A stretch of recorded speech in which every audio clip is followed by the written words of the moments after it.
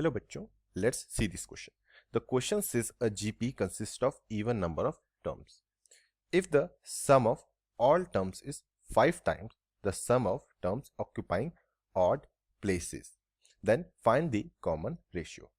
So यहाँ पे बच्चों हमारा क्या की कंसेप्ट है? यहाँ पे जो हमारा की कंसेप्ट है बच्चों वो है हमारा formula of sum of all terms. तो सम ऑफ ऑल टर्म्स का फॉर्मूला क्या होता है? वो होता है बच्चों यहाँ पे a ब्रैकेट r की power n -1 divide by r -1 बच्चों. नाउ अब हमें यहाँ पे क्या गिवन है? तो हम क्या करते हैं बच्चों, पहले हम यहाँ पे लेट कर लेते हैं. हम लेट करते हैं, let total number of term. हम लेट करते हैं कि जो हमारी टोटल नंबर ऑफ टर्म्स है वो 2r है, और जो हमारी यहाँ पे first term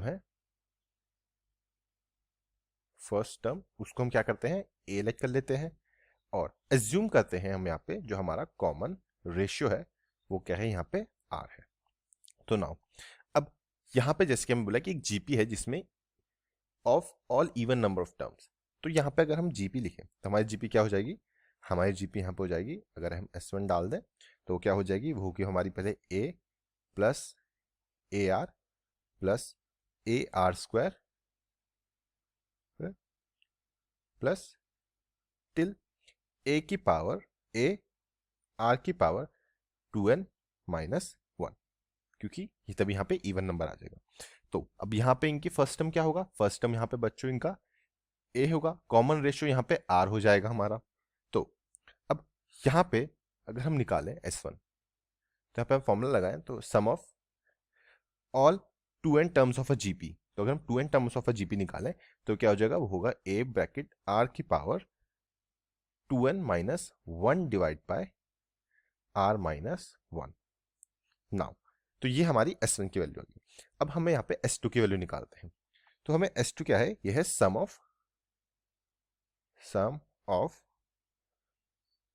terms in odd places, वो टर्म्स जो ऑड प्लेसेस में है.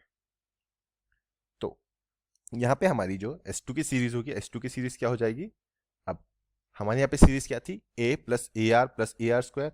तो ऑड प्लेसेस में सबसे पहले a आएगा, प्लस फिर ए आर स्क्वायर आ जाएगा, प्लस AR4, प्लस ये चलता रहेगा हमारा यहाँ पे n टर्म्स तक.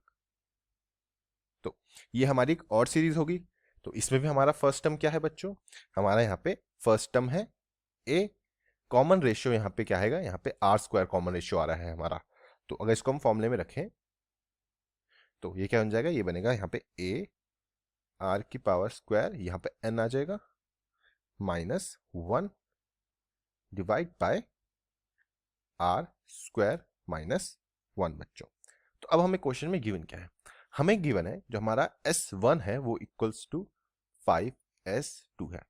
तो यहाँ पे S1 की वैल्यू क्या थी और S2 की वैल्यू, ये दो को हम पुट करेंगे तो ये क्या बनेगा, ये बन जाएगा यहाँ पे बच्चों a ब्रैकेट r की power 2n -1 divide by r -1. ये इक्वल्स टू होगा हमारे 5 इंटू a ब्रैकेट r की पावर 2n बन जाएगा, ये भी -1 डिवाइड बाय, अब नीचे था बच्चों यहाँ पे r स्क्वायर, तो यहाँ पे हमारा फॉर्मूला लगेगा a square minus b square का. तो क्या होता है, वो होता है a माइनस बी और a प्लस बी. तो यहाँ पे हमारा यही फॉर्मूला लगेगा. तो नीचे क्या बन जाएगा, नीचे बन जाएगा r -1 एंड r +1. नाउ बच्चों इस a से ये कैंसिल आउट, इससे ये कैंसिल आउट, और r -1 से r -1 कैंसिल आउट. तो यहाँ पे क्या बचेगा, ये बचेगा हमारा यहाँ पे